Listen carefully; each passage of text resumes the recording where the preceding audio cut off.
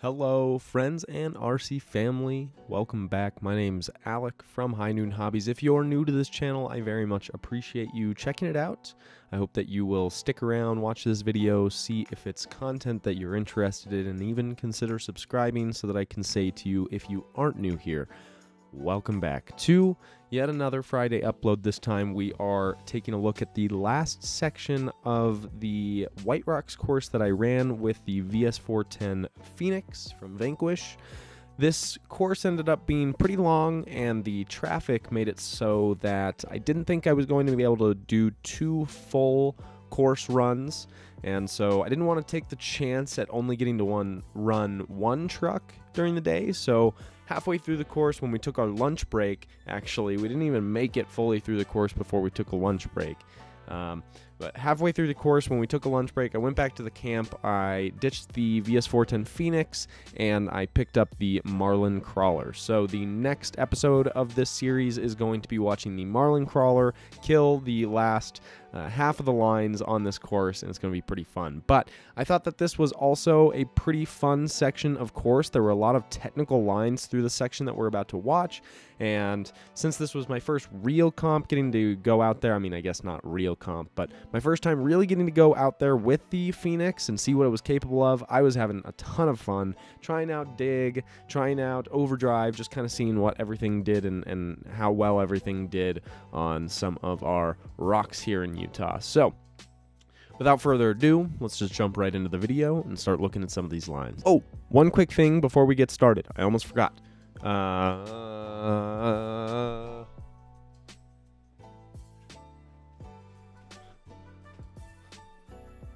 These are still for sale. High Noon Hobby morale patches, still for sale, still on the website. If you want to support the channel, it's just a couple bucks, few bucks, under $10, I promise.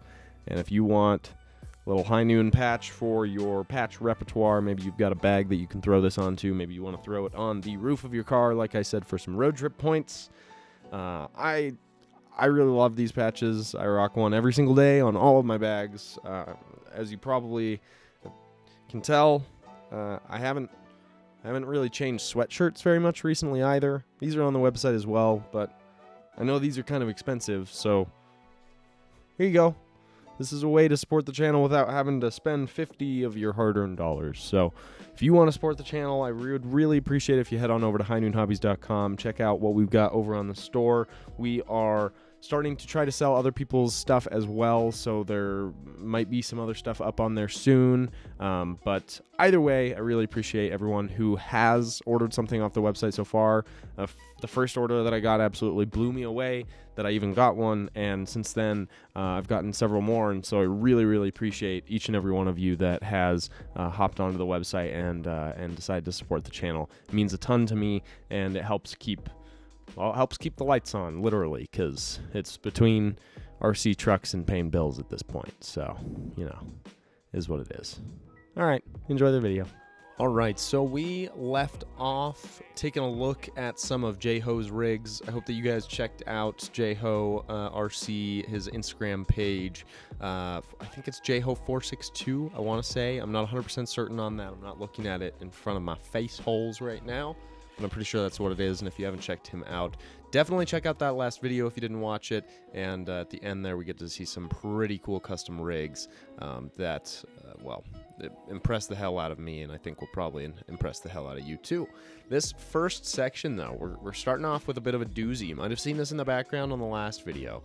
This is a very nasty ascent with a pretty difficult left-hand turn halfway up the ascent. Although the ascent does give you a little bit of a respite, it does start to kind of level off just a little bit in time for that left-hand turn, so it is doable. But as you can see, I am absolutely fighting it just to get the Pheonix up onto this ascent. So we got to start super far to the right. You can see that front tire barely hanging on up top.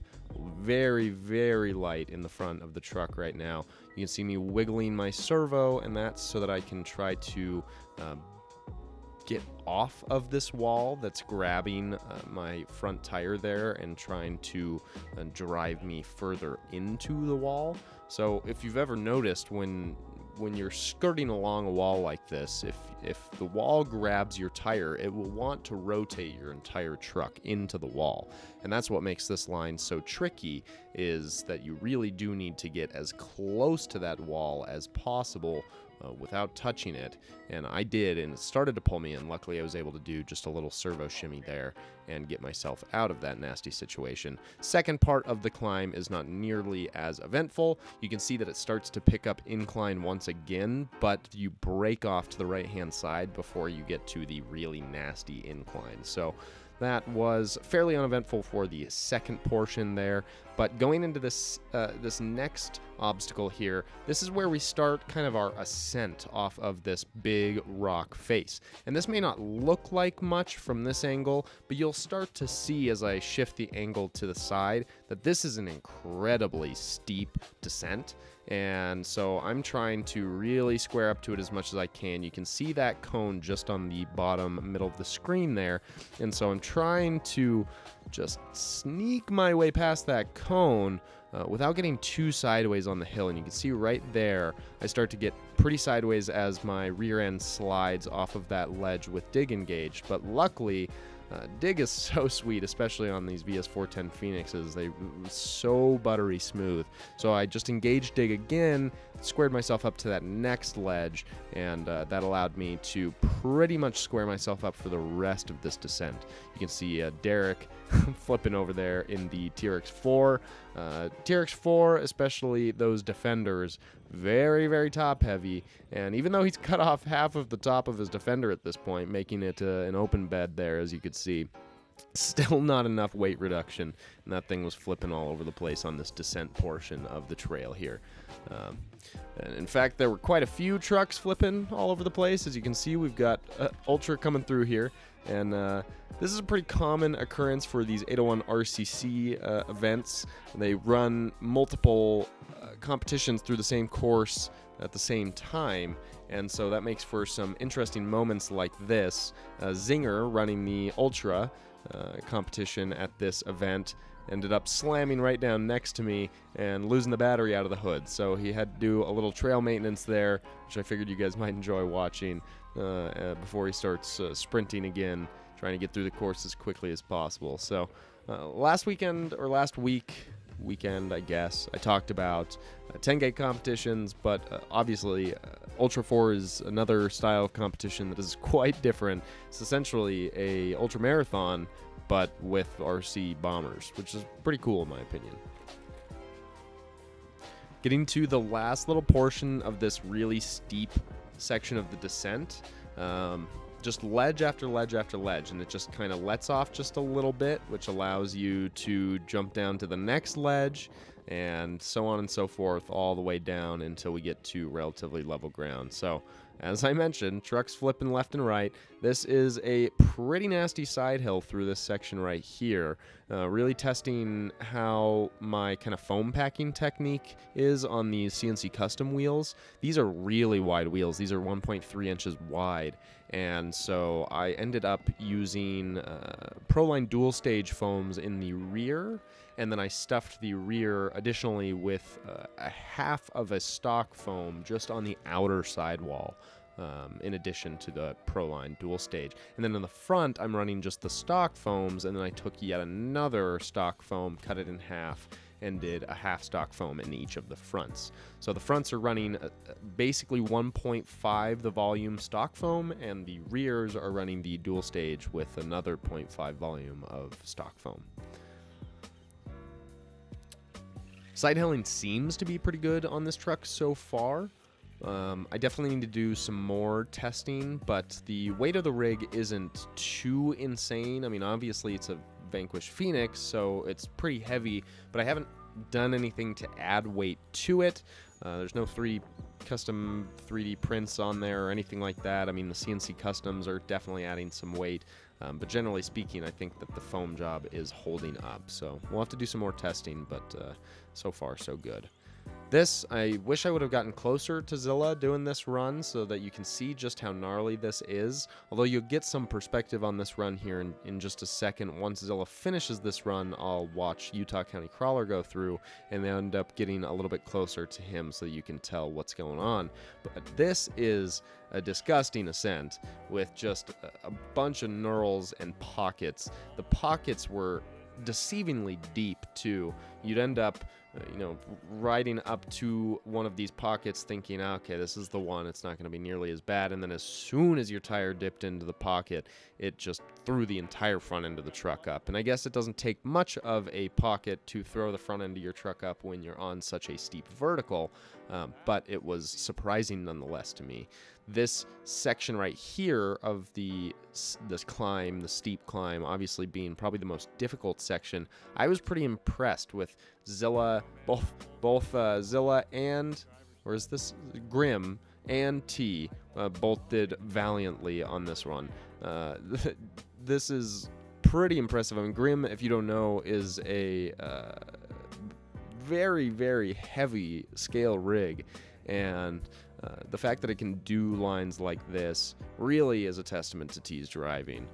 But pulling himself up this really huge hole and that front end just grappling for every little bit of traction it can get, and yet somehow it manages to pull that entire truck up and over that ledge. So let's get some perspective on Utah County Crawler's run here with the Rock Pirates 10-2 rig, I want to say, yeah.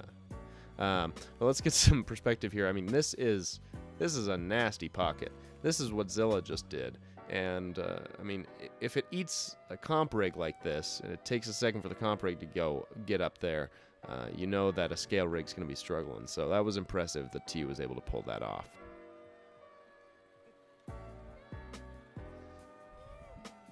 A little bit of a scale traffic jam, and what happens in scale traffic jams is also some scale truck accidents. So we've got Mike falling off the face there.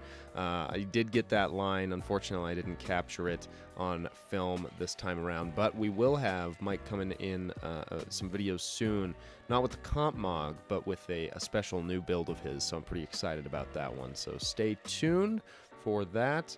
But had to give this ascent a try in the Pheonix. As you can see, off to a great start.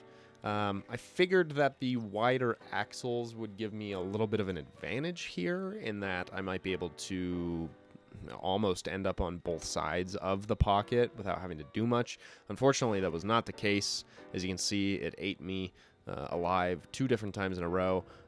But instead of trying to reset again, I decided to just go with it, go with the flow. The pocket doesn't want me to be there, so I decided to use the side of the pocket, which was still a pretty impressive line. I liked the flex out there at the very end. The Vanquish Pheonix making it look easy. Now this looks flat, which is kind of funny because as soon as I turn to the side of the truck, you can see that tree right there, that's upright. I mean, we're on a gimbal right now on this thing, so that's upright, and this is a nasty steep hill. You can see people down there looking like little dots. So, and that's not too far away. That's all height, not horizontal distance. Taylor in the hard body Cherokee, putting in some work. The Cherokee Truggy is one of my favorite bodies. I actually think I will be doing a build with that the Cherokee body, not Taylor's. Obviously, I'm not going to steal it from him. Who would do that? But I do want to do a build with one of those Cherokee Truggy buggies. I think they're pretty sweet. We got 816Garage, Jace coming through. This was a pretty nasty section to begin with, and then Jace decided that he wanted to just take the buggy line. So, going off to the side here, and just so bound up right there. I think that I ended up cutting because he was sitting there for a second thinking about what to do. But surprisingly enough, he was able to throttle out of that bind and just popped right over the ledge. So that was pretty impressive. Now the Pheonix making its descent into this next buggy line section we just saw. And unfortunately, didn't take the right line through there. Took a little nosedive. Right line probably would have been further to the left side of the screen there to avoid that pocket, or squaring up to it more. But the way that I took it one tire at a time there was not the right approach, because as soon as I popped one tire in, There was no ground there to support me anymore, and I was at such a vertical that it just pulled the whole truck over. As you can see here, I'm taking a different approach than Jace did because I am not trying to take the buggy line. So if you take the right line through this section, it's actually not too hard. It looks really gnarled, and the rock section through there looks pretty nasty. But if you watch what other drivers are doing, if you're me, you know, just watch what other people are doing, you can actually get through there pretty clean. A fun little ledge step down. This was actually one of my favorite sections of the course right through here. This nasty boulder presented quite a difficult obstacle. Luckily, with the Vanquish Pheonix dig, I was able to just make a little 90-degree turn once I got perched into the right spot to square up for the drop. But even then, it still threw me off a little bit. And what it tries to throw you into that boulder. Once you get thrown into that boulder, you're just catching body all day, and there's absolutely no way around it. But we're wrapping up the run here. This is towards the end of this run with the Vanquish Pheonix. So let me know what you guys think about how this Vanquish Pheonix performs.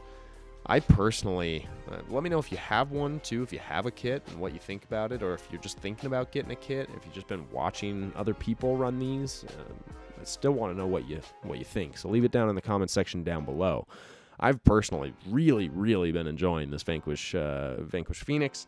I have had a blast with it. I really like all aspects of RC crawling for different reasons. The Vanquish Pheonix is just this ultra capable trail truck, and the fact that, you know, I can run it through gates like this absolutely no problem. I mean, I don't know how many of you guys watched the video of my first RC competition with 801 RCC. Similar style of gate setup, because it's the same people setting up these comps, which is generally a little bit more mellow of a gate setup. But the TRX4 Bronco, I mean, I know I was a less experienced driver back then, so that definitely played into it. And while it was resilient enough to take the beating, it definitely took a beating. I mean, that course put the whooping on that TRX4, whereas this course here, yeah, there were some sections that were a little bit tough on the VS4-10 Pheonix, but generally speaking, this truck made this course seem really easy. So as far as trail trucks go, this is incredibly competitive trail truck, and incredibly competent trail truck. There's a lot going on underneath it that is making it work amazingly well. But then as a comp truck, you know, I mean, obviously this isn't exactly a great comp demonstration, but you saw me hit some gates at least, and yeah, it's pretty impressive. This Pheonix, man. Thanks, Logan. I really appreciate it. Thanks for letting me steal this thing. All right, guys, that's all I've got for you this time. I hope that you appreciate. Oh my goodness, I keep doing that. Appreciate. Why would you appreciate watching this video? I hope that you enjoyed watching this video. I appreciate you watching it, but I hope that you enjoyed it. This is like the second week in a row I've screwed that up. It's really starting to bother me. So, you know, you gotta form good habits when you're making these videos, not bad habits. All right. Thanks for watching, guys. I really appreciate it. We'll see you in the next one. Peace.